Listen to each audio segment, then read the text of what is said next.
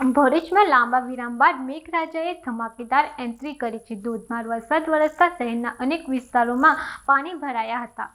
ભરૂચ જિલ્લામાં લાંબા સમયથી વરસાદે વિરામ લીધો હતો, ત્યારે આજે સવારના અને બપોરના સમયે મેઘરાજાએ ધમાકેદાર એન્ટ્રી કરતાં સમગ્ર શહેરમાં વરસાદી માહોલ છવાઈ ગયો હતો।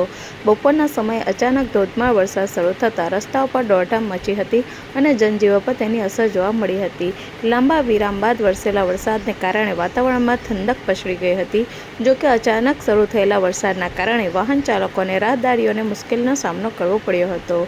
શહેરના શક્તિનાથ, કશક સર્કલ, રેલવે સ્ટેશન, 5 બત્તી સહિતના વિસ્તારોમાં વરસાદી પાણી ભરાઈ જતાં વાહન ચાલકોને પાણીમાંથી પસાર થવાની ફરજ પડી હતી।